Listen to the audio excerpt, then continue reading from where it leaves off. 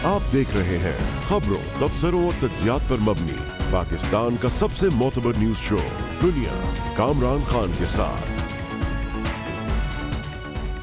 अस्सलाम वालेकुम, मैं हूँ कामरान खान। अंदरून सिंध डाकू राज की खबरें हम कई दहाइयों से सुनते और देखते आए हैं। हर मरतबा हुकूमत सिंध डाकुओं के खिलाफ सख्त और मौसर ऑपरेशन की दावे करती है और फिर न जाने क्या होता है कि कुछ ही अरसे में डाकू ऐसी ही जदीद तरीन असलाह से लेस होकर पुलिस को, आवाम को और आम आवाम को ख़ास तौर पे अगवा करते हैं, निशाना बनाते हैं और खौफ व हिरास की फ़ज़ा अंदरून सिंध के मुख्तलिफ़ अज़ला में और ख़ास तौर पर दरिया के साथ कच्चे के इलाक़ों में फैल जाती है। इस मरतबा भी पिछले 5 रोज़ से कच्चे के इलाके में डाकुओं के ख़िलाफ़ अब पुलिस का ऑपरेशन जारी है। डाकुओं ने 12 अफराद को अगवा कर लिया था। बताया गया कि 8 मग़वी अभी भी उनके कब्ज़े में हैं। डाकुओं के मुख्तलिफ गिरोह मिलकर पुलिस के खिलाफ लड़ रहे हैं। पुलिस के 2 एहलकार और एक फ़ोटोग्राफ़र भी डाकुओं की गोली से शहीद हो चुके हैं और दूसरी जानिब पुलिस का दावा है कि 9 मग़वी बाजियाब कराए गए हैं और 8 डाकुओं को हलाक कर दिया गया है। अब ऑपरेशन में पुलिस के जो खुसूसी कमांडोज़ हैं वो भी लाए गए हैं। रेंजर्स की मदद भी हासिल अभी फ़िलहाल एक्टिव मदद नहीं हासिल की गई है। हुकूमत सिंध ने डाकुओं के सर की कीमत मुकर्रर कर दी है। मुल्ज़मान की गिरफ्तारी या इत्तला देने पर मजमूई तौर पर 2 करोड़ 60 लाख रुपए के इनाम का भी ऐलान किया गया है। परसों इस तशवीशनाक सूरत हाल का जायज़ा लेने वफाकी वज़ीर दाखिला जनाब शेख रशीद कराची पहुँचे, जिन्हें वज़ीर आज़म इमरान खान ने सिंध में इस कैफियत का और इस सूरत हाल के बाइस भेजा था। कल शेख रशीद साहब ने मुराद अली शाह चीफ मिनिस्टर से मुलाकात की और कहा कि सूबे चाहे तो रेंजर्स की खिदमत हासिल कर सकती है। उनका कहना था कि डाकुओं की कार्रवाई के पीछे सियासी दिलचस्पी रखने वाले मुलव्विस हैं और ये बड़ी दिलचस्प बात है कि फ़िलहाल हुकूमत सिंध ने रेंजर्स की खिदमत हासिल नहीं की है। मेरी अदारों से मीटिंग हुई, उनका भी ख्याल ये है कि बाज़ इस कच्चे के इलाके में जो 4-5 ग्रुप हैं उसमें बाज़ ऐसे लोग भी मुलव्वस हैं जिनकी सियासी दिलचस्पी हैं। हमने इत्तफाक किया है कि पुलिस को सूबाई हुकूमत उसे इंडिपेंडेंट करेगी और बेहतर परफॉर्मेंस के लोगों को और सियासत से आज़ाद होकर सलाहियतों की बुनियाद पर ऑफिसर्स को लगाया जाएगा। तमाम अदारे एक लाइनर लेंथ पे हैं कि इस डाकू राज से जो है, जो कि कच्चे के इलाके में शिकारपुर है और जैकबाबाद है, इस इलाके में है, जो भी इसमें कोई बड़ा नाम मुलव्वस पाया गया तो उससे सख्ती से भी निपटा जाएगा। हमारी तरफ से जो तय पाया है चीफ मिनिस्टर साहब के साथ कि जो ये तावान, अगवा और कत्ल भी डाकू जो हैं उनके केसेस में दहशतगर्दी की दफ़ा जो है शामिल की जाएंगी और उनको स्पीडी ट्रायल की अदालतों में केस लगाया जाएगा। अंदरून सिंध की इस तशवीशनाक सूरत हाल पर बात करने के लिए हमें ज्वाइन कर रही है डॉक्टर फहमीदा मिर्ज़ा, वफाकी वज़ीर बराए inter provincial coordination अंदरून Sindh Medina से मेंबर कौमी असम्बली भी हैं। डॉक्टर साहिबा साबिक स्पीकर कौमी असम्बली, बहुत बहुत शुक्रिया। डॉक्टर साहिबा बताइएगा कि ये जो इस वक्त बड़ी ग्रिम सिचुएशन है इंटीरियर सिंध के मुख्तलिफ अज़ला में, कच्चे के इलाकों में, इसको कहा तो जाता है डाकू राज, लेकिन मैं ख़ुद भी कई तवील अरसे से इस डाकू राज और इस किस्म के माहौल की गुफ्तगू सुन रहा हूँ।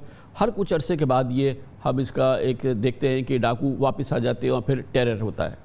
जी कामरान साहब, आप बिल्कुल ठीक कह रहे हैं कि ये मसला ऐसा नहीं है जो ओवरनाइट नहीं हुआ, लेकिन सिंध हुकूमत के पास भी कोई जस्टिफिकेशन नहीं है 14 साल गुजर जाने के बाद। हाँ, कोई हुकूमत 1 साल होता है, 2 साल होता है तो वो ये कह सकते हैं कि जी हमें अभी हम सब देख रहे हैं या हमने इनहेरिट किया है।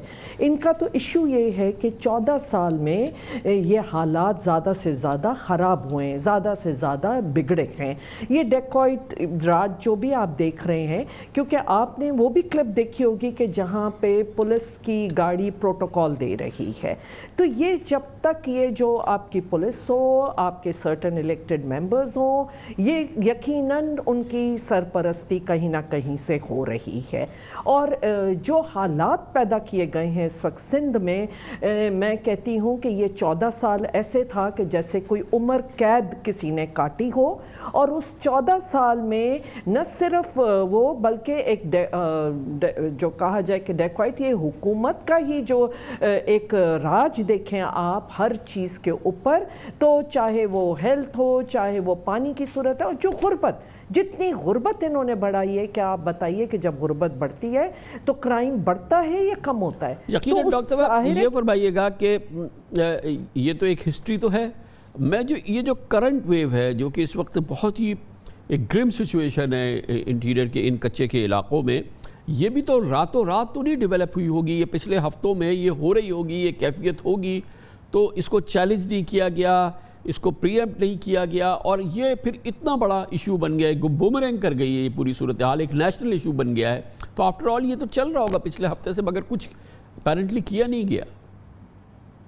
جی بالکل صحیح کہہ رہے ہیں، کیونکہ ان کا فوکس نہیں ہے. اور میں نے تو آپ کو یہ بتا دیا کہ کہیں نہ کہیں سے سرپرستی ہو رہی ہے ان کی، اور پولیس نے اگر ان کو پروٹوکول بھی دی ہے تو اب یہ تو چیزیں سامنے اب آ رہی ہیں. دیکھیے اگر پولیس پولیٹیسائز ہوتی ہے، پولیس کو آپ صرف اپنے مقاصد کے لیے استعمال کرتے ہیں اور عوام اور ملک کے لیے یا اپنے صوبے کے لیے نہیں کرتے، تو یقیناً یہ حالات ہوتے ہیں. یہ ایک دن یا 2 دن کی صورتحال نہیں ہے، لیکن یہ جب سے چل رہی ہے اس وقت سے کوئی آپ نے سیریس قدم نہیں دیکھا. تو وہ تو مرض بڑھتے بڑھتے بڑھتے اب یہاں تک آ گیا ہے کہ وہ اوپنلی گورنمنٹ کی رٹ کو تھریٹ کر رہے ہیں، اور اس میں 14 سال کی ان کی حکومت کی ناکامی ہے بالکل.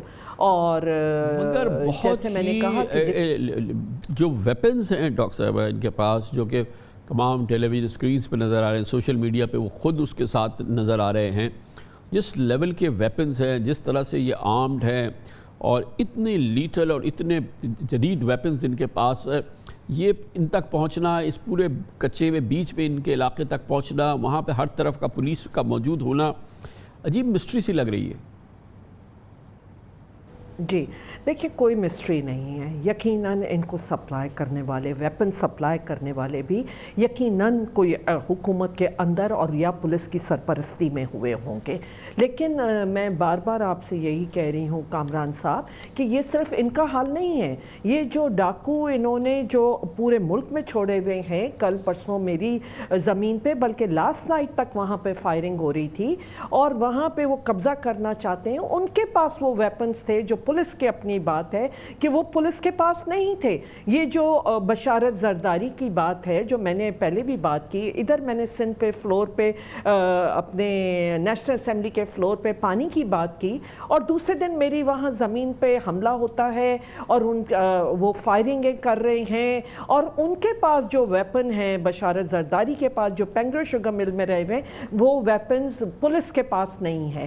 تو کیا وجہ ہے کہ پولیس ان کے اوپر کوئی ایکشن نہیں لے رہی ہے، کوئی ایف آئی آر نہیں تو پھر کیا ہوگا؟ ظاہر ہے کہ ڈاکٹر صاحب ایکشن تو پولیس نے ہی لینا ہے، پروونشل گورنمنٹ نے لینا ہے. آپ لوگ انٹیریئر سندھ میں آپ کہتے ہیں آپ کی تسلی نہیں ہے، تو پھر کیا کیا جائے؟ دیکھیے جی، جب میں سمجھتی ہوں اس وقت رینجرز کے بغیر یہ نہیں پاسبل ہے. ان کا وہ ول چاہیے، اور وہ جو ان کے پیچھے جو بھی ہاتھ تھے جنہوں نے ان کو ویپن سپلائی کیے ہیں، ان کی حکومت میں بیٹھے ہوئے ارکان، ان کی نشاندہی ہونی چاہیے، اور وہ کون ہیں جو ان کی سرپرستی کر رہے ہیں، اور ان سب کو ان کو آئیڈینٹی، جو یہ حکومتیں جانتی ہیں کہ ان کے پیچھے کون ہیں. اور اس لیے جب تک آپ ان کو نہیں پکڑیں گے اور ایک رینجرز کو نہیں لائیں گے، ایک ول کے ساتھ آپ نہیں کریں گے، تو میں سمجھتی ہوں کہ ایسے یہ مسئلہ بڑھتا جائے گا، کم نہیں ہوگا. لیکن بہرحال ایک میجورٹی پارٹی انٹیریئر سندھ میں میسو سپورٹ ہے پاکستان پیپلز پارٹی کی، اور وہ کہتے ہیں کہ سندھ کے عوام اگر پریشان ہو تو ان کو اتنی سپورٹ کیسے ملے، اور یقیناً ایک اتنی بڑی سپورٹ ہے، کوئی پولیٹیکل چیلنج نہیں ہے. اور ظاہر ہے کہ ڈیموکریسی ہے اور پیپلز پارٹی کو بڑی میجورٹی ہے انٹیریئر سندھ سے، تو شاید اتنی گرم یا اتنی تشویشناک صورتحال نہ ہو جتنی آپ ریفلیکٹ کر رہی ہیں. دیکھیے میں اپوزیشن نہیں، میں تو گراؤنڈ ریالٹی ہے نا. آج 14 سال سب کو پتا ہے کہ گراؤنڈ ریالٹی کہ 14 سال سے ایک حکومت وہ کر رہی ہے. چل کے دیکھیے کتنی دودھ کی نہریں بدین میں نکلی ہوئی ہیں، شہد کی نہریں نکلی ہوئی ہیں. آپ ٹھنڈو محمد خان چلے جائیں، میں تو کہتی ہوں آپ لاڑکانہ چلے جائیں. دا ادر ڈے آج بھی ایک نوجوان بچہ کتے کے کاٹنے سے جس کی ڈیتھ ہو گئی. کیا یہ ان کی گورننس ہے؟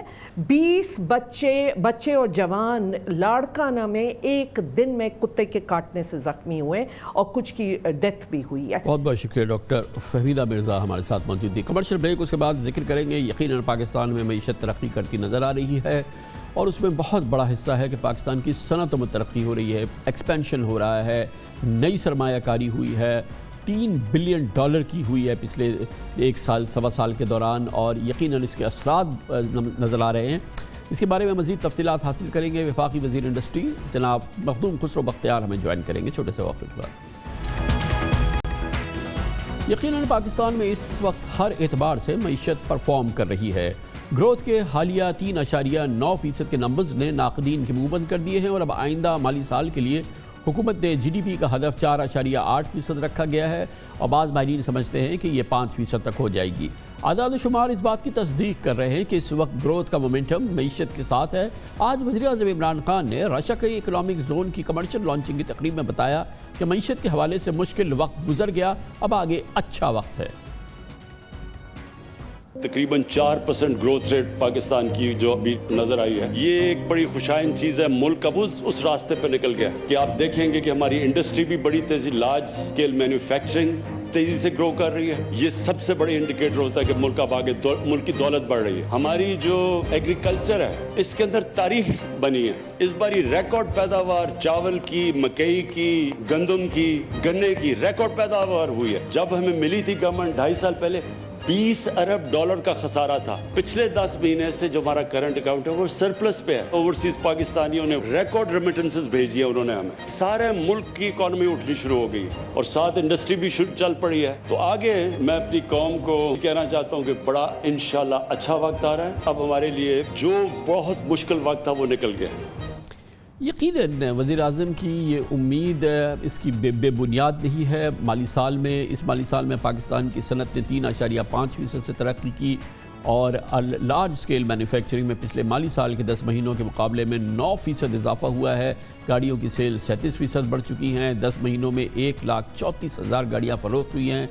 سیمنٹ کی سیلز 19% بڑھی، سٹیلز کی سیل میں 2% اضافہ ہو چکا ہے۔ اس کے علاوہ ٹریکٹرز کی سیل بھی 57% بڑھی ہیں اور جولائی سے اپریل تک 37,000 کے قریب ٹریکٹرز فروخت ہوئے ہیں۔ صنعت میں بجلی کی کھپت 17% زیادہ رہی ہے۔ یہی وجہ ہے کہ ہماری ایکسپورٹس کے اشاریے بھی اب بہت حوصلہ افزا ہیں۔ پچھلے 10 ماہ میں 14% اضافے کے ساتھ $21 ارب تک ہماری ایکسپورٹس ہو چکی ہیں۔ حکومت کا کہنا ہے کہ اس مالی سال یہ $25 ارب سے تجاوز کرے گی، جو پچھلے سال کا ایک ریکارڈ ہوگا، پچھلے 10 سال کا ریکارڈ ہوگا۔ اگلے سال ایکسپورٹس پہ $26.8 ارب تک پہنچنے کی امید ہے۔ پچھلے سال کے مقابلے میں ٹیکسٹائل ایکسپورٹس $12.7 ارب کے قریب رہیں، جو 17% زیادہ ہے۔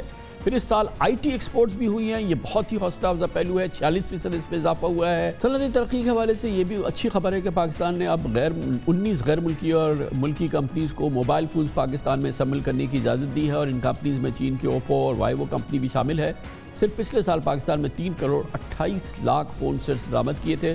حکومت ان نمبرز میں یقینی طور پہ کمی لانا چاہتی ہے، اس میں زر مبادلہ کی بچت ہوگی اور پاکستان میں موبائل سیٹس کی تیاری سے ایک طرف یہ امپورٹس کم ہوں گی، فارن ایکسچینج کی بچت ہوگی اور دوسری جانب روزگار کے مواقع پیدا ہوں گے۔ صنعتی ترقی اور اس حوالے سے جو حالیہ نمبرز آئے ہیں یہ کتنے سسٹینیبل ہیں اور آگے ان کا کیا فیوچر نظر آ رہا ہے، اس کی تفصیلات ہمیں شیئر کریں گے۔ ہمیں جوائن کر رہے ہیں وفاقی وزیر برائے انڈسٹریز اینڈ پروڈکشن جناب مخدوم خسرو بختیار۔ مخدوم صاحب نے پچھلے چند مہینوں میں ہی یہ وزارت سنبھالی ہے۔ بڑی نوازش مخدوم صاحب، یہ نمبرز تو ہمارے پاس بڑے امپریسو آ رہے ہیں اور ظاہر ہے کہ پینٹ اپ ڈیمانڈ ہے، اسٹیٹ بینک کی support I, turf I, schemes آئی جو کہ ریفلیکٹ ہو رہی ہیں، مگر اس کی گروتھ اور اس کی سسٹینیبلٹی، اس کے بارے میں ہمیں بتائیے کہ یہ ون ٹائم ایک سرج نہیں ہے بلکہ یہ ایک ایسا ٹرینڈ ہے جو آگے چلے گا۔ دیکھیے، تھینک یو کامران صاحب، یہ سب سے پہلے آپ کے تواسط سے میں قوم کو یہ خوشخبری سنانا چاہتا ہوں کہ ابھی جو نمبر آیا ہے 4% گروتھ کا، انشاءاللہ جب یہ فائنل نمبر آئے گا تو یہ گروتھ آپ کی 4 کے بجائے 4.78 کے قریب ہوگی، کہ مجھے بڑا یقین ہے آپ اس فائنینشیل ایئر کی بات کر رہے ہیں مخدوم صاحب، اس فائنینشیل ایئر کی بات کر رہے ہیں جو اسی جو ابھی آپ نے 4% جو ہم نے پروویژنل نمبر دیا ہے نا، وہ انشاءاللہ میرے نزدیک جب فائنل ہوگا دسمبر کے اندر تو یہ نمبر 4.78 اور 5 کے قریب جا گرے گا ہوگا۔ اس کی وجہ کیا ہے کہ لارج سکیل مینوفیکچرنگ جو اپریل اور مئی جون کو جو ہم دیکھ رہے ہیں، جو ٹرینڈز آ رہے ہیں، وہ تقریباً آپ کی لارج سکیل مینوفیکچرنگ 9.3% نہیں 17% پہ جائے گی انشاءاللہ. اور جب لارج سکیل مینوفیکچرنگ 17% پہ جاتی ہے تو 8 گروتھ جی ڈی پی میں ایڈ ہو جاتی ہے. پھر جب ہم نے یہ نمبرز لیے تو ہم نے جو ایکسچینج ریٹ لیا وہ 161 روپے پہ لیا ورسز ڈالر، جبکہ ڈالر مئی جون کے اندر ڈالر نیچے آ گیا ہے. تو اس کی وجہ سے بھی آپ کی جی ڈی پی کا جو ڈالر ٹرمز میں ہے وہ بھی بڑھے گی اور پر کیپٹا بھی بڑھے گی. اور آپ کے تواسط سے یہ بھی میں بتانا چاہوں گا کہ اس مالی سال میں پاکستان کی تاریخ میں 33 ارب ڈالر کا اضافہ جی ڈی پی میں ایک سال میں پہلے کبھی نہیں ہوا. ساتھ ساتھ اب اس گروتھ کو ہم نے سسٹین کیسے کرنا ہے. ہماری ساری پالیسیز رہی کہ ہم اپنے کرنٹ اکاؤنٹ ڈیفیسٹ کو نیچے لے کے آئیں اور پھر یہ گروتھ جو امپورٹ بھی آپ کو کرنی پڑے گی کیونکہ را مٹیریلز کی ضرورت ہے پاکستان میں، اس کی ہم نے ڈیوٹیز ختم کر رہے ہیں. اور اس بجٹ میں آپ دیکھیں گے تقریباً اکراس دا بورڈ بہت سارے را مٹیریلز پہ ہم زیرو ڈیوٹی لے کے آ رہے ہیں. اس سے آپ کے فارن ایکسچینج پہ بھی کچھ نہ کچھ ضرورت پڑے گی. اس کا بھی ہم نے بندوبست تقریباً کیا ہوا ہے. ایک اس کا صرف اشارہ یہ ہے کہ آپ کے اسٹیٹ بینک کے ریزروز اس وقت 15.6 بلین پہ چلے گئے ہیں. اور میں یاد دلانا چاہوں گا کہ 20 ارب کا کرنٹ اکاؤنٹ ڈیفیسٹ اور یہ فارن ریزرو 7 ارب کے ہمیں ملے تھے. دوسری چیز یہ ہے کہ یہ جو گروتھ ہے اس کی کوالٹی بھی دیکھیے. اس کے اندر جو ایگریکلچر سیکٹر میں جب گروتھ آتی ہے اور کنسٹرکشن سیکٹر میں جو 8.3 گروتھ آئی، اس سے جاب کریشن بہت ہوتی ہے. ایگریکلچر میں فیکس جو ضرورت ہے لیبر کی اور کنسٹرکشن میں وہ بہت زیادہ ہے بنسبتاً باقی سیکٹر کے. تو مخدوم صاحب اگر اب ہم انڈسٹریل گروتھ کی بات کریں تو انڈسٹریل گروتھ ایک تو یہ کہ جو ٹرف کی فیسلٹیز آئی اور جو اسٹیٹ بینک کی دوسری آئیں اس نے بہت بڑا اس کو اسٹیمولس پرووائڈ کیا ہے. اس کی ایک ذرا سا ہمیں اپڈیٹ دیجئے کہ اس میں کیا کیا ہو رہا ہے اور کیا نئے سیکٹرز ہیں. یہ ہمیں پتہ ہے کہ سیمنٹ کے اندر جو ہے وہ گروتھ آ رہی ہے، ایکسپینشن ہو رہا ہے، ٹیکسٹائل کے اندر ایکسپینشن ہوا ہے. پھر ہم نے یہ دیکھا ہے کہ یہ اب نئی چیز آئی ہے کہ موبائل فون اسمبلی کے لیے اسمبلرز جو ہیں آپ نے 19 کو آپ نے وہ دیا ہے لائسنسز. آٹو سیکٹر کے اندر ہو رہا ہے.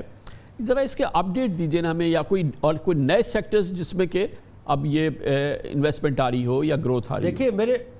دیکھیں ابھی ہم نئی آٹو ڈیولپمنٹ پالیسی لے کے آ رہے ہیں جو پچھلی پالیسی 5 سال جس کے مکمل ہو رہے ہیں. اس میں ہمارا فوکس بھی ایکسپورٹس کا بھی ہے، گروتھ کا بھی ہے اور کنزیومر پروٹیکشن اور کنزیومر انٹرسٹ کا بھی ہے. اور پاکستان اب اس سٹیج پہ آ گیا ہے کہ ہم موٹر سائیکلز کی ایکسپورٹس کو کافی حد تک بڑھانے والے ہیں انشاءاللہ. اور کئی خوشائند قسم کے کانٹریکٹس اس وقت ان پلیس ہیں. اس کے علاوہ ہمارا جو انڈسٹریل ٹیرف کا جو پیکج تھا انکریمنٹل کے آپ زیادہ استعمال کریں تو آپ کو ایک ریٹ آئے گا، اس سے بھی بجلی کی کھپت میں اور انڈسٹریل گروتھ میں بہت اضافہ آیا. علاوہ ازیں سر عرض یہ ہے کہ ہم نے یہ دیکھنا ہے کہ اب ہم کریڈٹ فیسلٹیز کئی جیسے آٹو سیکٹر کے لیے ہماری کوشش یہ ہے کہ کنزیومر فائنینسنگ کو ہم اور زیادہ بہتر طریقے سے لائیں، خاص طور پہ چھوٹی گاڑی جو پہلی دفعہ موٹر سائیکل سے گاڑی کے اوپر آ رہا ہے. اس کے ساتھ ساتھ آپ نے آج بات کی کہ 19 موبائل کمپنیز کو کانٹریکٹ کر لیا گیا ہے 10 سال کا.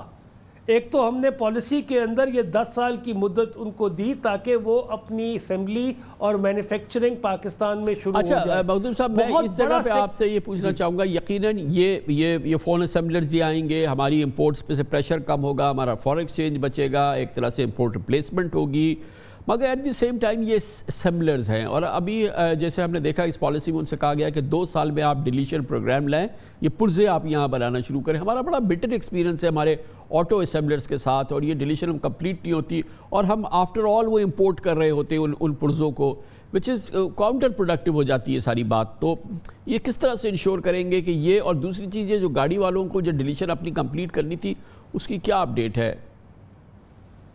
جی سر، سب سے پہلے سر آپ کا یہ موبائل فون، ایک تو آپ کے تواسط سے میں خیال عوام کو ہونا چاہیے پتہ کہ بہت بڑا سیکٹر ہے، تقریباً 17 کروڑ سبسکرائبر ہیں اس وقت موبائل فون کے.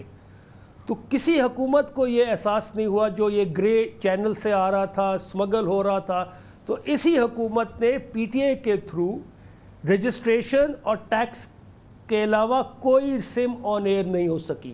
پہلا فیصلہ ہم نے یہ کیا. اس کے بعد ہم نے یہ کیا کہ جو یہاں بنا بنائے فون کے بجائے جو یہاں اسمبل کرے گا یا مینوفیکچرنگ کی طرف جائے گا، اس میں ہم نے پروٹیکشن دی، اس کو گیپ دیا، جس کی وجہ سے 29% پروڈکشن اسمبلنگ یہاں شروع ہو گئی. اس کے ساتھ ساتھ ہی جب ہم نے نئے کانٹریکٹس کیے ہیں تو اس وقت پاکستان کی جو سالانہ ضرورت ہے 4 کروڑ موبائل فون کی، اس میں اسمارٹ اور دوسرے اینڈرائڈ فونز بھی ہیں، اور یہ تقریباً 50% اب پاکستان میں بن رہے ہیں.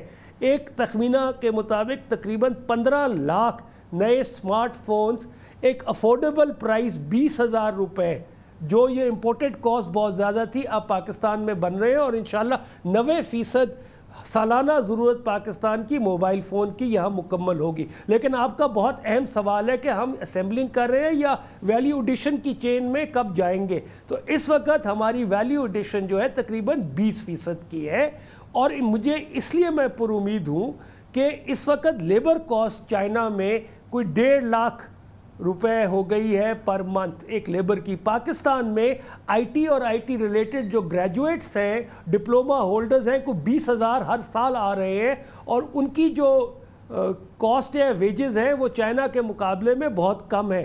اور اسی کو دیکھتے ہوئے اب کورین اور کمپنیز آ رہی ہیں. میں آپ کو یہ خوشخبری بھی سنانا چاہتا ہوں کہ سیمسنگ بھی اس وقت ہمارے ساتھ ان کانٹیکٹ ہے، اور نیگوسیشن ان کے ساتھ بھی بات چل رہی ہے.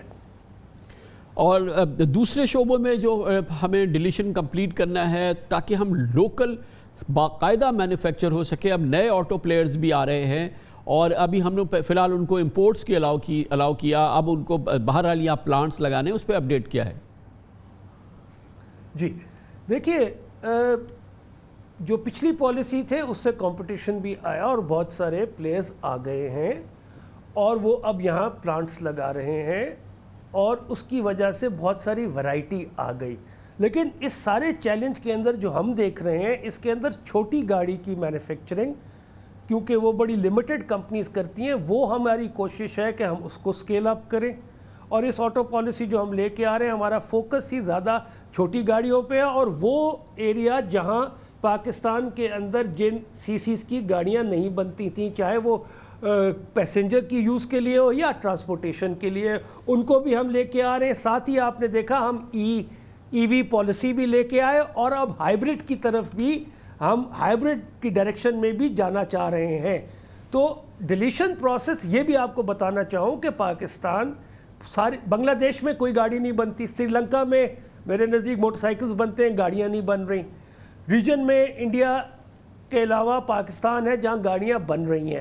لیکن پوری گاڑی کی ایکسپورٹ کی بھی ہم انسینٹیوائز کریں، لیکن اس سے شارٹ ٹرم کے اندر جو ایک ممکن چیز ہے وہ ہے کہ آٹو پارٹس کے اندر جو یہ پرزے ہیں گاڑیوں کے، ایک گلوبل ویلیو چین میں ہم آئیں.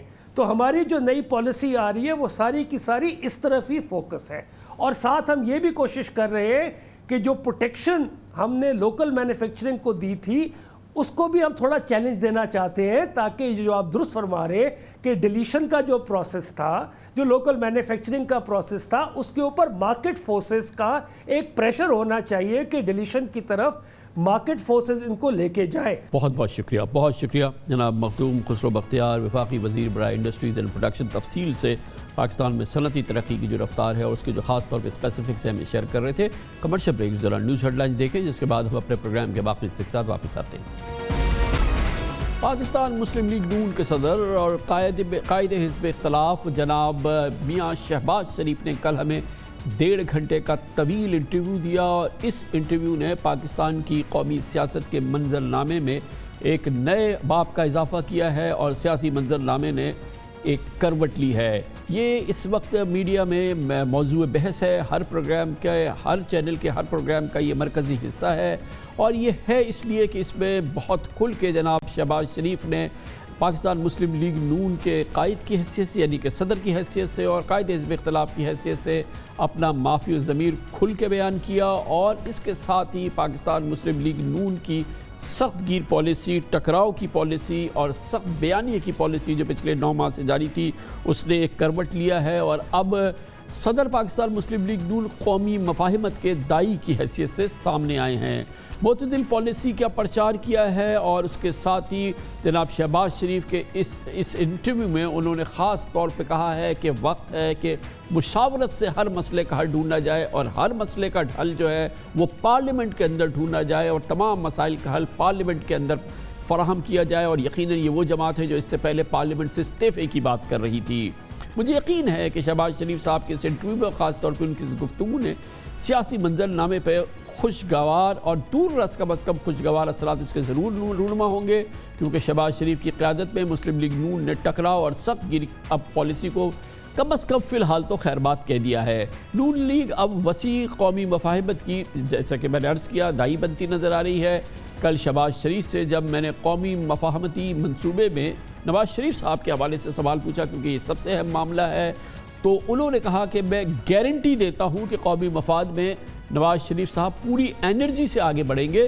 شہباز شریف ان کا کہنا تھا کہ انہیں نواز شریف کی اس سلسلے میں پاؤں بھی پکڑنے پڑے تو وہ یہ کریں گے۔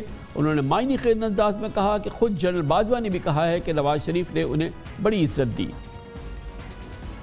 خود جنرل باجوہ صاحب نے کہا ہے، میں نے خود سنا ہے کہ مجھے میاں نواز شریف نے بڑی عزت دی، اور بڑا انہوں نے ڈیفنس کے حوالے سے میری کسی بات کو انکار نہیں کیا۔ خان صاحب ہم انسان ہیں، دیکھیے انسانوں کو انسانوں سے واسطہ پڑتا ہے، گھر کے اندر بھی جو برتن جو ہے وہ آپس میں ٹکرا جاتے ہیں، کیا ہم ماضی کے قیدی رہیں؟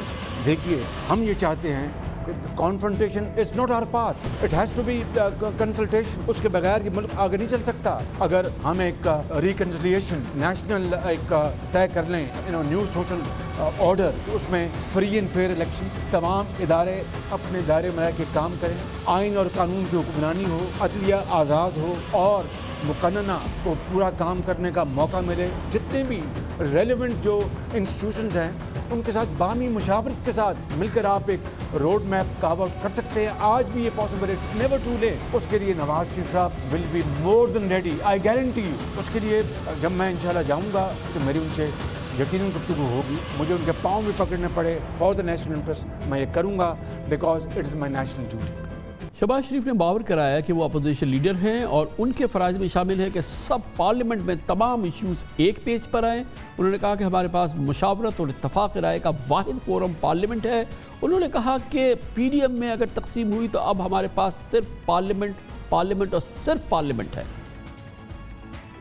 اب اگر پی ڈی ایم اپنے اصلی حالت میں نہیں رہا تو میں سمجھتا ہوں کہ ہمیں پارلیمان میں مجھے باقاعدہ لیڈر آف دی اپوزیشن منتخب کیا گیا ہے، اور یہ تمام اپوزیشن پارٹیز نے مہربانی کی، اللہ تعالیٰ کے فضل و کرم سے مجھے میاں صاحب نے نامنیٹ کیا، اور تو میرا یہ پارلیمانی میرے فرائض میں شامل ہے کہ میں تمام پارلیمان کے اندر جو اپوزیشن کی پولیٹیکل پارٹیز ہیں ان سے باقاعدہ ہم مشورہ کریں، مشورے کے ساتھ ہم لائے عمل اختیار کریں، ایک پیج پہ آئیں، چاہے وہ بجٹ ہے، چاہے وہ کووڈ ہے، چاہے وہ فورن پالیسی ہے، چاہے وہ کشمیر ہے، چاہے وہ پیلسٹائن ہے، چاہے وہ سی پیک ہے۔ یہ ہم انشاءاللہ پی ڈی ایم میں اگر تھوڑی وہ تقسیم ہوئی ہے تو ہمارے پاس یہ ایک فورم ہے پارلیمان کے اندر۔ کنسلٹیٹو پروسیس کے بغیر پاکستان ان چیلنجز کو میٹ نہیں کر سکتا۔ شہباز صاحب، اس کے لیے میدان، اس کے لیے ٹیبل، اس کے لیے مقام تو پارلیمنٹ ہی ہوگا، پارلیمنٹ جمہوریت میں، parliament absolutely parliament.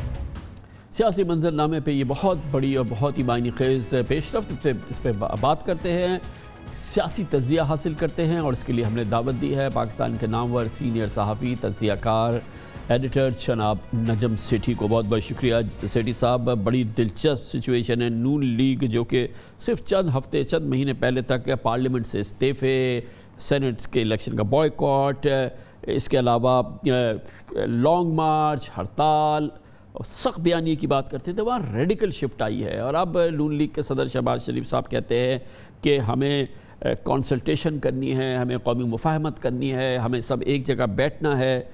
Remarkable change ہے. یس اینڈ نو. یس کیونکہ یہ پہلی دفعہ شہباز شریف صاحب نے کھل کے بات کی ہے, اپنا موقف پیش کیا ہے. نو کیونکہ اس کا یہ مطلب نہیں ہے کہ یہ موقف نواز شریف صاحب کا بھی ہے یا مریم کا ہے یا شاہد خاقان عباسی وغیرہ وغیرہ کا. ابھی کافی مرحلے ہیں. آپ نے دیکھا کہ شہباز شریف صاحب نے جو موٹی موٹی بات کی اس میں مجھے جو 3 چیزیں نظر آئیں جس کے لیے جس کی وجہ سے میں سمجھتا ہوں کہ مسئلے رہیں گے, حل کرنے پڑیں گے ان کو.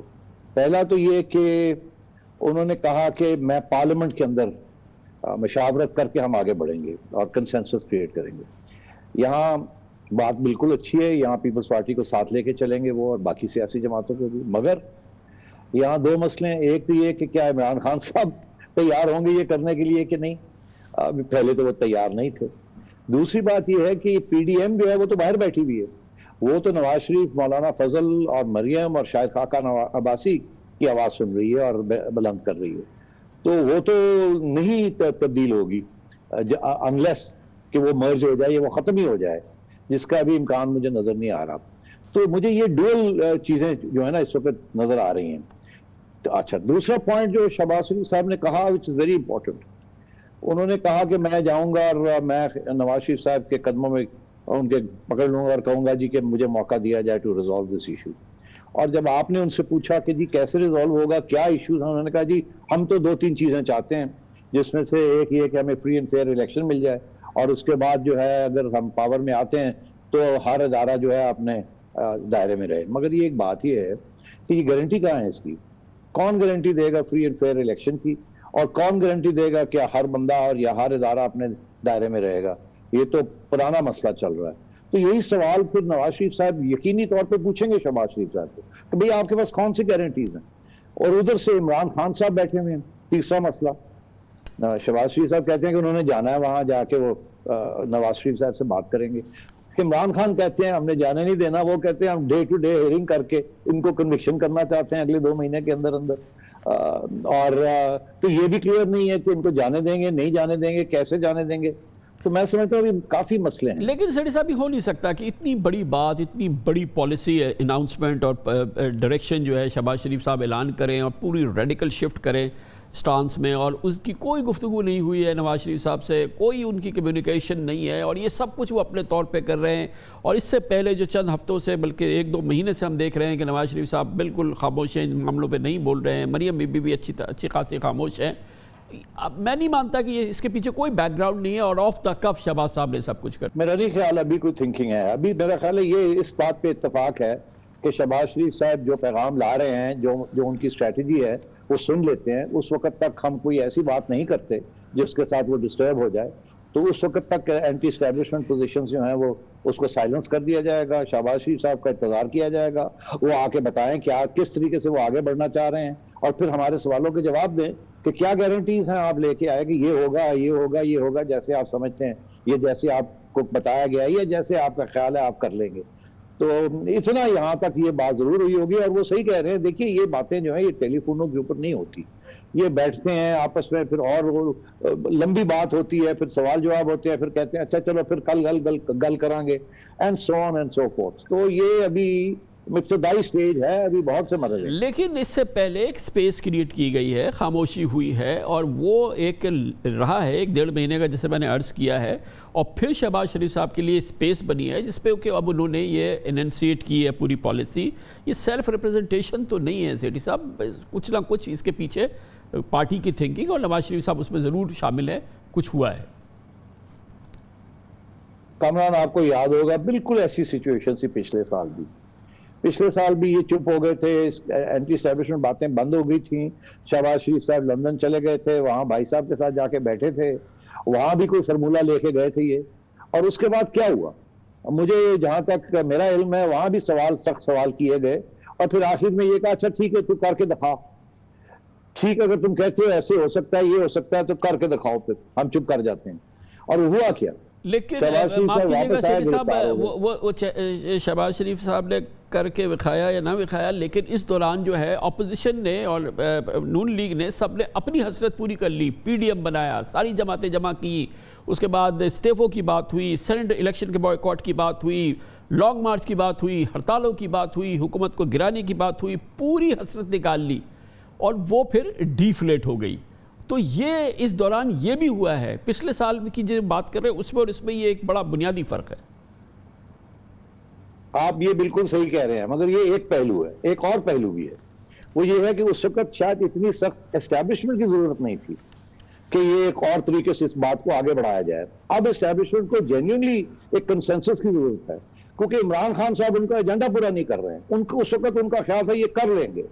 اب یہ بہت زیادہ مایوسی ہے خان صاحب کے ساتھ۔ اب اسٹیبلشمنٹ کی بھی ضرورت ہے کہ ایک نیشنل کنسنسس کے ساتھ جو امپورٹنٹ ایشوز ہیں، جس کی طرف شہباز شریف صاحب نے توجہ دلائی اور آپ نے بھی دلائی، اب اسٹیبلشمنٹ کی بھی ضرورت ہے۔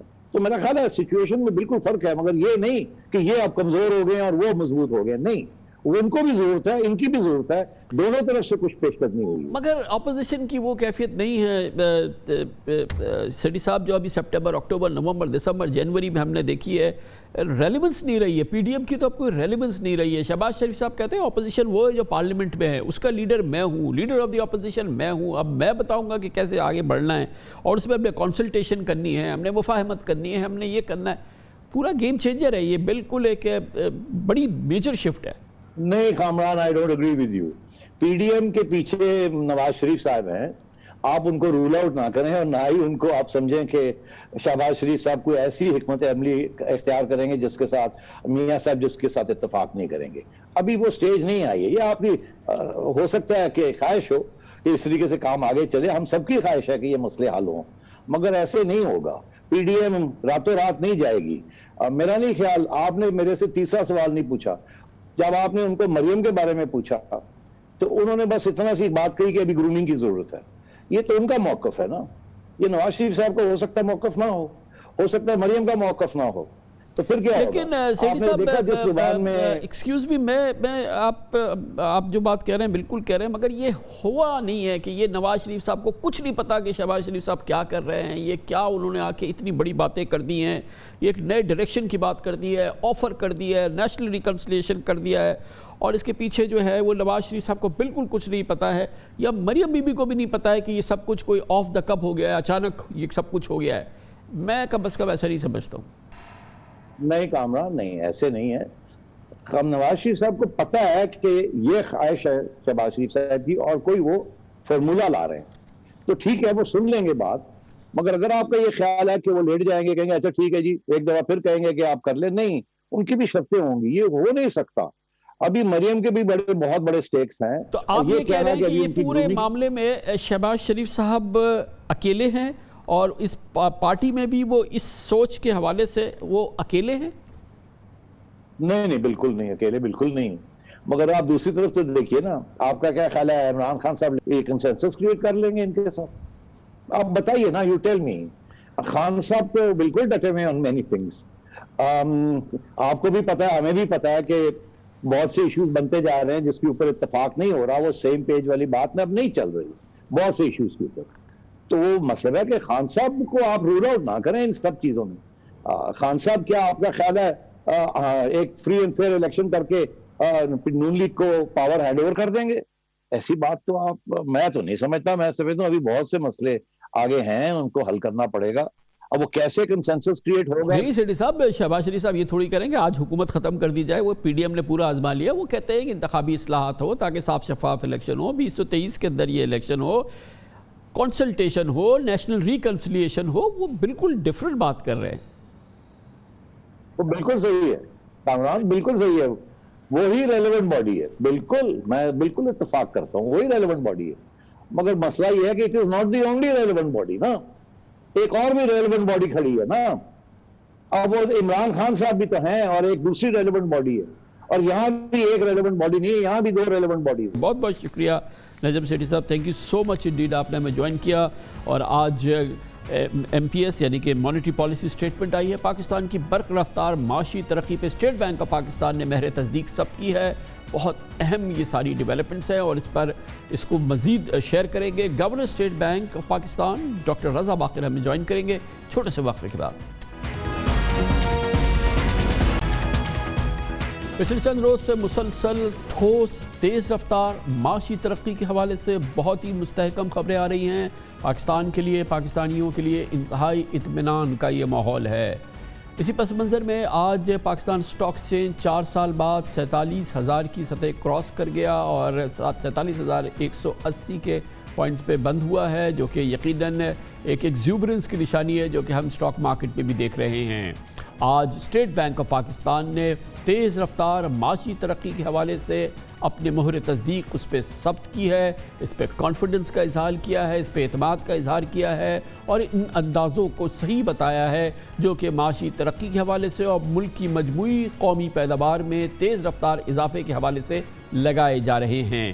اسٹیٹ بینک آف پاکستان نے اس کے ساتھ ہی کہا ہے کہ ملک میں مہنگائی کی موجودہ شرح اس وقت قابو میں ہے اور اس پہ کوئی شدید تشویش کی ضرورت نہیں ہے، اسی لیے فی الحال شرح سود میں اضافے کی گنجائش نہیں ہے۔ اس کے ساتھ ہی اسٹیٹ بینک آف پاکستان کہتا ہے کہ پاکستان میں اور IMF کے درمیان مذاکرات بہتر انداز میں آگے بڑھ رہے ہیں اور اس وقت خاص طور پہ IMF پاکستان کی ضروریات، پاکستان کے اس وقت کے جو مسائل ہیں اور پاکستان کی حکومت کے جو معاشی ترقی کے حوالے سے اہداف ہیں وہ اچھی طرح سے سمجھتا ہے۔ 25 جون 2020 یعنی مسلسل 11 ماہ سے پالیسی ریٹ آج پھر اسٹیٹ بینک آف پاکستان نے کہا کہ یہ 7% پر ہی یعنی کہ شرح سود ملک میں 7% پر برقرار رہے گی، جس کی وجہ سے سستے قرضے پرکشش رہیں گے اور سرمایہ بینکوں سے نکل کر کاروبار، کنسٹرکشن، پراپرٹی اور دوسرے ٹھوس معیشت کے شعبوں میں لگے گا۔ آج governor State Bank of Pakistan doctor Raza Baqir کی سربراہی میں مرکزی بینک کی مانیٹری پالیسی بورڈ کا اجلاس ہوا، جس میں معاشی رپورٹ کارڈ جاری کرتے ہوئے بتایا گیا کہ پالیسی ریٹ میں کوئی رد بدل نہیں ہوگا، محتاط اگر ہوگا بھی اور آئندہ چل کے اگر کبھی ضرورت پڑی تو وہ محتاط ہوگا اور بتدریج ہوگا تاکہ حقیقی شرح سود حاصل کی جا سکے۔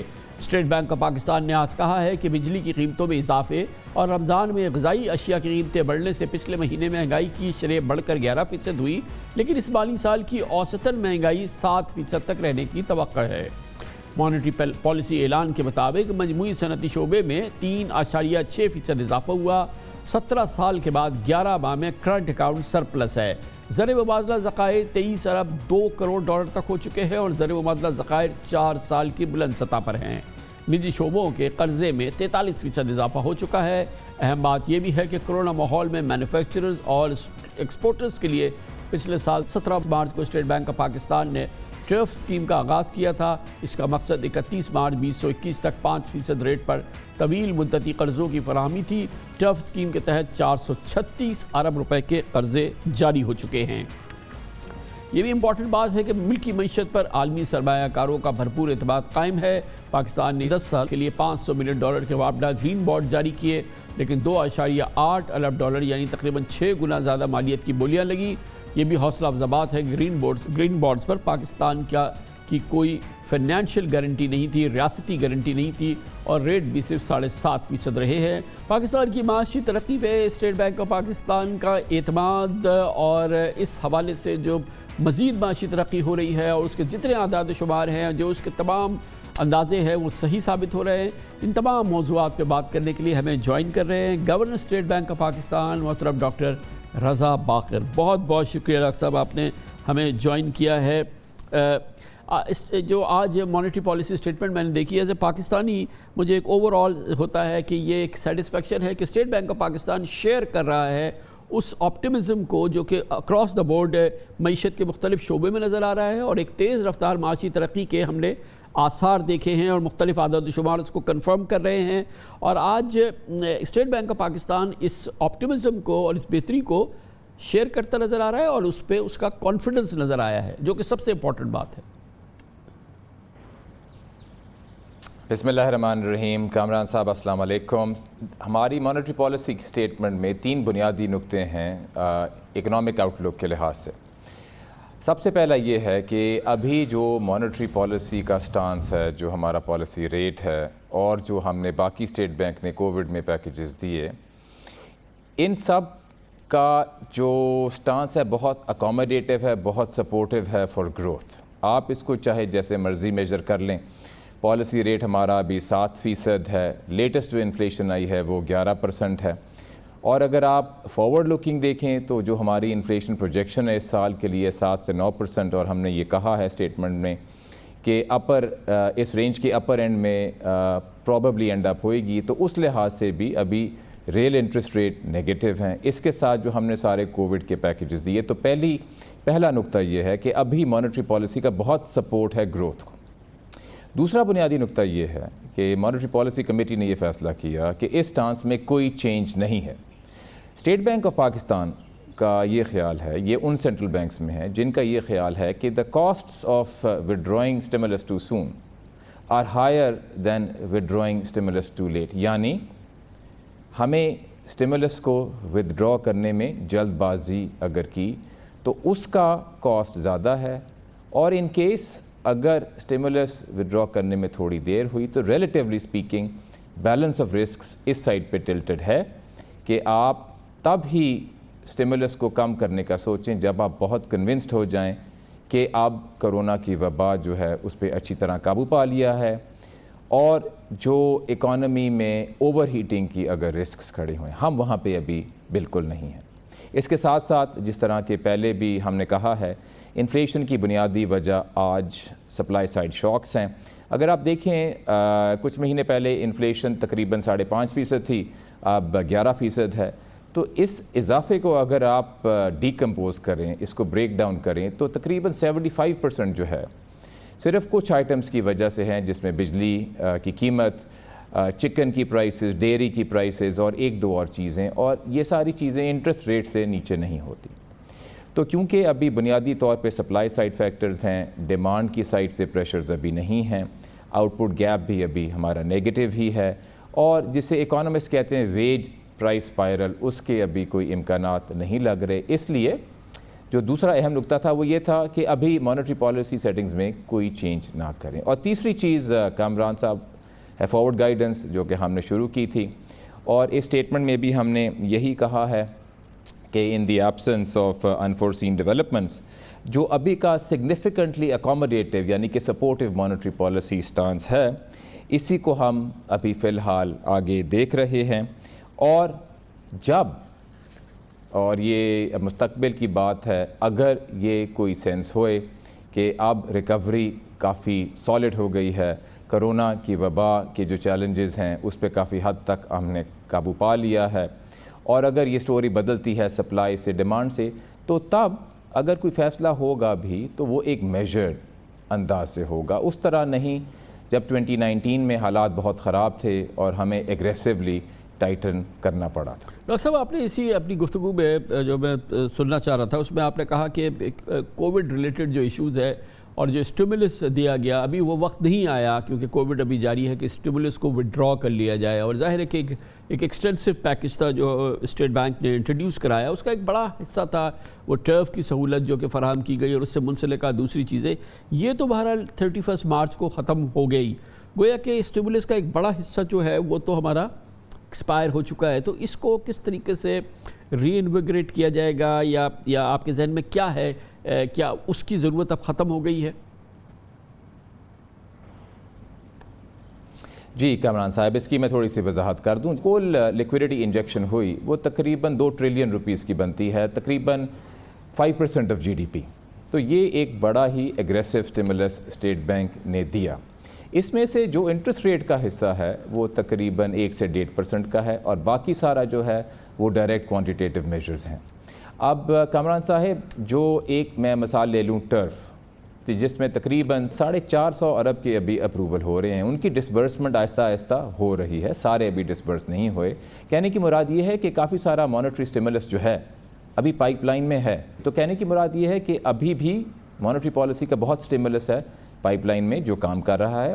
ڈاکٹر صاحب یہ بتائیے گا کہ یہ پاکستانیوں کے لیے یقیناً تمام پاکستانیوں کی بڑی اطمینان کی بات ہے کہ جو ہماری جی ڈی پی گروتھ کے نمبرز آئے ہیں وہ ایک پلیزنٹ سرپرائز ہوا کہ ہمیں نظر آیا کہ ایک مومنٹم جو ہے بلڈ ہو رہا ہے گروتھ کے حوالے سے، اور وہ اتنا پلیزنٹ سرپرائز تھا کہ لگتا ہے کہ ہمارا سینٹرل بینک بھی جو ہے وہ اس کے لیے شاید وہ بھی اس کے لیے بھی اس کی توقعات سے کہیں بہتر ہوا ہے۔ اور تو کیا یہ جیسے ہر پاکستانی کے لیے، بہت سارے پاکستانیوں کے لیے پلیزنٹ سرپرائز ہے، کیا سینٹرل بینک بھی واز آلسو سرپرائز یا اس کے لیے بھی ایک پلیزنٹ سرپرائز تھا، کیونکہ جو آپ کے نمبرز تھے وہ شاید اتنے وہ ایکسائٹنگ نمبرز نہیں تھے؟ جی کامران صاحب، اس کی میں وضاحت کر دوں۔ آپ کو شاید یاد ہوگا کہ نمبر 1 جب ہم نے یہ 3% کا گروتھ کا فگر نکالا تھا تو we were amongst the first public sector agencies to do so, اور ہم نے ذرا اس کو فرنٹ فٹ پہ آ کے اپنا ایسٹیمیٹ نکالا، کیونکہ تب IMF اور ورلڈ بینک ان ساروں کی پروجیکشنز 1.5% تھیں، یعنی کہ کافی یہ پیسمسٹک تھے۔ ہمیں اس وقت بھی تھوڑی انڈیکیشنز لگ رہی تھیں کہ اگر آپ کار سیلز کو دیکھیں، اگر آپ سیمنٹ سیلز کو دیکھیں، بجلی کی کنزمپشن کو دیکھیں اور انڈیکیٹرز کو دیکھیں تو اکانومی میں مومنٹم کافی ہے، اس لیے ہم نے اپنی گروتھ پروجیکشن کو اپ گریڈ کیا۔ یہ اس وقت کیا جب ہمارے پاس اس وقت تک کا ڈیٹا موجود تھا، لیکن ہمیں تھوڑا سا اشارہ کیا گیا کہ کیا یہ اسٹیٹ بینک زیادہ آپٹمسٹک ہو رہا ہے، کیونکہ دیگر انٹرنیشنل ایجنسیز کا اسٹیمیٹ تو بڑا کم ہے۔ اب دیکھیں کہ جب وہ اپ ڈیٹڈ ڈیٹا آیا اور پی بی ایس نے دیکھا اور ہم نے خود دیکھا کہ جو مثلاً ایگریکلچر کی آؤٹ پٹ ہے وہ امیدوں سے زیادہ تھی، اور جو انڈسٹری کا جو مومنٹم ہے وہ واقعی نمودار ہو رہا ہے، تو ایکچول گروتھ جو تھی ہمارے ایسٹیمیٹ سے بھی زیادہ نکلی۔ تو اس میں کوئی سرپرائز کی بات نہیں ہے، سینٹرل بینکس نارملی ہوتے ہی کنزرویٹو ہیں۔ تو ڈاکٹر صاحب ابھی تو خیر پاکستانی، ایک عام پاکستانی تو چاہے گا کہ مزید گروتھ ہو، جابز کریٹ ہو، اکانومی ایکسپینڈ کرے، اور ظاہر ہے کہ اس کے پھر بڑے اچھے نظارے نظر آتے ہیں۔ حکومت کا بھی آبجیکٹیو ہے، مشن ہے کہ اس کو اب ہم نے فردر آگے لے کے جانا ہے۔ اگلے سال جو ہے حکومت چاہتی ہے کہ اس کو ہم مالی سال میں ہم 5% سے آگے لے جائیں، اور پھر اس کے اگلے سال میں ہم 6% سے آگے لے جائیں۔ بڑے ایمبیشس گروتھ کے ٹارگٹ ہے۔ State Bank of Pakistan share کرتا ہے اس آپٹیمزم کو، یا یہ اوور آپٹیمزم ہے؟ آپ کو کیا نظر آتا ہے جو اکانومی کی موجودہ مومنٹم ہے، کیا یہ اچیویبل ہے؟ جی کامران صاحب، میں ایک بڑے اہم پوائنٹ کی وضاحت کر دوں، because this goes to the heart of your question. پچھلے سالوں کے مقابلے میں اور ابھی جو ٹرن اراؤنڈ ہے اس میں ایک بہت بنیادی فرق ہے، اور وہ یہ ہے کہ ہمارا جو ایکسٹرنل ڈیفیسٹ ہے، کرنٹ اکاؤنٹ ڈیفیسٹ جو ہے، سرپلس میں ہے 4% گروتھ کے ساتھ۔ اور اگر آپ پچھلے کچھ سالوں کو دیکھیں جب ہماری گروتھ تقریباً 4% تھی، مثلاً فسکل ایئر 12، فسکل ایئر 14 اور فسکل ایئر 15، تو آپ دیکھیں گے کہ تب کرنٹ اکاؤنٹ ڈیفیسٹ تھا 4.7 billion, 3.1 billion dollars, 2.8 billion dollars, اور اگر آپ ابھی دیکھیں تو ایئر ٹو ڈیٹ جو ہمارا کرنٹ اکاؤنٹ ہے وہ تو سرپلس میں۔ تو یہ ایک بنیادی فرق ہے کامران صاحب ان اکنامک ٹرن اراؤنڈز میں جو پہلے آئے اور ابھی جو حکومت لائی ہے، اور اس کی جو امپلیکیشن ہے وہ یہ ہے کہ انشاءاللہ یہ جو اکنامک ٹرن اراؤنڈ ہے اس کے chances of being sustainable are higher than last time around, کیونکہ ماضی میں جب اکنامک گروتھ بڑھی تو پھر کیونکہ کچھ اور مسائل تھے، مثلاً ایکسچینج ریٹ ایک مصنوعی لیول پہ تھا، مثلاً current account deficit 19 billion dollar کا ہو گیا تھا، تو وہ یہ گروتھ سسٹین نہیں کر پایا۔ اس دفعہ ہمارا اکنامک پالیسی میکرز کا یہ ایک بہت اہم آبجیکٹیو ہے کہ اس گروتھ کو ایک اچھے انداز میں آگے سسٹین کریں، اور اس کو سسٹین کرنے کے لیے بہت لازمی ہے کامران صاحب کہ ہماری جو انویسٹمنٹ ہے اور جو ہماری پروڈکٹیو کیپیسٹی ہے اس کو بڑھایا جائے۔ ٹرف جس کی وجہ سے تقریباً 3 بلین ڈالر کی انویسٹمنٹ اس ملک میں ہوئے گی، اور یہ تو صرف مشینری کا نمبر ہے۔ اگر آپ سول ورکس اور کنسٹرکشن کو دیکھیں تو یہ نمبر تقریباً اس سے تو کافی بڑھ جاتا ہے۔ یہ جو انویسٹمنٹ ہوئے گی اس سے کیپیسٹی بڑھے گی، اور ہمیں امید ہے کہ کیپیسٹی بڑھانے سے اور دیگر اسٹرکچرل ریفارمز کرنے سے اکانومی کی کیپیسٹی بڑھے گی، تاکہ جس طرح ماضی میں اوور ہیٹنگ ہوئی ہے اس دفعہ نہ ہو، اور ایک اچھے انداز میں ہائر گروتھ کو سسٹین کیا جائے۔ یقیناً ڈاکٹر صاحب ہمیں ایک چھوٹا سا کمرشل بریک لینا ہے، جس کے بعد ہم واپس آئیں گے۔ Governor State Bank of Pakistan doctor Raza Baqir سے پوچھیں گے کہ سب کچھ ہو رہا ہے تو اس وقت جب کہ IMF پروگرام ہے، اور یہ ہم کیسے بیلنس کریں گے کہ IMF بھی خوش رہے اور ہماری گروتھ بھی جو ہے وہ ہوتی رہے۔ ڈاکٹر صاحب اس کا جواب دیں گے چھوٹے سے واقعے کے بعد۔ اسٹیٹ بینک آف پاکستان نے آج اپنے مانیٹری پالیسی اسٹیٹمنٹ میں ملک کی معاشی ترقی کی ٹھوس اور تیز رفتار ترقی پر اپنے اطمینان کا اظہار کیا ہے۔ اس کے ساتھ ہی ملک میں مہنگائی کی شرح پر بھی اپنے اطمینان کا اظہار کیا ہے، اور یہ بھی کہا ہے کہ فی الحال شرح سود میں اضافے کی ضرورت نہیں ہے، اس لیے شرح سود ملک میں 7% برقرار رکھنے کا بھی اعلان ہوا ہے۔ اس پوری صورتحال پر ہمیں مزید بریف کر رہے ہیں، ہمیں ایکسپلین کر رہے ہیں محترم doctor Raza Baqir, governor State Bank of Pakistan. Doctor صاحب یہ فرمائیے گا کہ یہ گروتھ مومنٹم ہے اور ترقی کی رفتار تیزی سے آگے بڑھ رہی ہے، آپ نے بھی کہا کہ یہ حکومت کے آبجیکٹیو ہیں آگے 5 پھر 6% کو لے کے جانا ہے، مگر ہم IMF پروگرام میں ہیں، ہمارے مسائل بھی ہیں، اور یقیناً IMF کے ساتھ ہمیں اس وقت اس پروگرام کی وجہ سے ہم نے ان کے ساتھ ایک انڈرسٹینڈنگ کی تھی کہ ہم بجلی کے نرخ بڑھائیں گے کیونکہ پاور سیکٹر گردشی کر دے، یہ تباہ کن ہے، کہ بلیک ہول ہے ہماری اکانومی کا۔ لیکن اب ہمارا فیصلہ یہ ہے کہ ہم بجلی کے نرخ نہیں بڑھا سکتے، ظاہر ہے کہ پاکستانی اب اس کو افورڈ نہیں کر سکتے ہیں۔ یہ بہرحال یہ ہمارے ساری گروتھ کی باتیں اور یہ سارا یہ IMF پروگرام، ذرا مجھے سمجھائیے کہ یہ دونوں کو ایگزسٹ کر سکتے ہیں؟ ہر IMF پروگرام کا یہ ایک بڑا بنیادی مقصد ہوتا ہے کہ اسٹیبلائزیشن سے فوکس شفٹ ہو ٹورڈز گروتھ، کیونکہ اگر ایک ملک میں گروتھ ہی نہیں ہوئے گی تو even from a selfish perspective IMF اپنا قرضہ واپس کیسے وصول کرے گی اگر جس ملک کو وہ قرضہ دے رہی ہے اس کی معیشت میں اتنی طاقت ہی نہیں ہے کہ وہ قرضہ واپس کرے۔ And from a broader perspective حکومت کا اور IMF کا یہ شیئرڈ پرسپیکٹیو ہوتا ہے کہ گروتھ لائی جائے جس سے ہر عام آدمی کا فائدہ ہو۔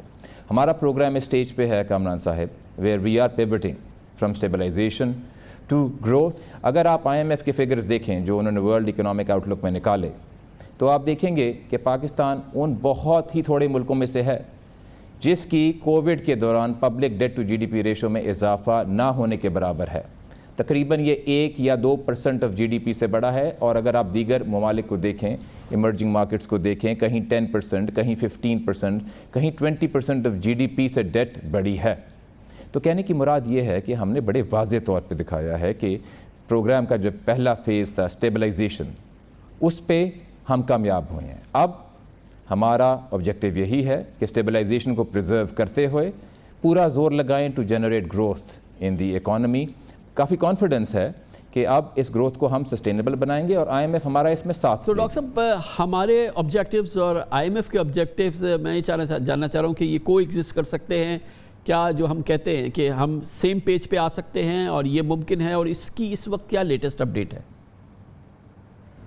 جی کامران صاحب دیکھیں، at the level of objectives تو بہت سارے شیئرڈ آبجیکٹیوز ہیں، مثلا سسٹینیبل گروتھ، مثلا ریزروز کو بڑھانا، مثلا جو سرکولر ڈیٹ ہے اس کو کم کرنا، مثلا ٹیکس ٹو GDP ریشو کو بڑھانا تاکہ ہمارے پاس وہ ریسورسز ہوں کہ جو ہمیں نیسیسری اسپینڈنگ ہے سوشل سیکٹرز کے لیے، ایجوکیشن، ہاسپٹلز، روڈز، ان سب کے لیے ہمارے پاس اتنی ریسورسز ہوں کہ قرضہ لیے بغیر ہم ان اہم چیزوں پہ پیسہ خرچ سکیں۔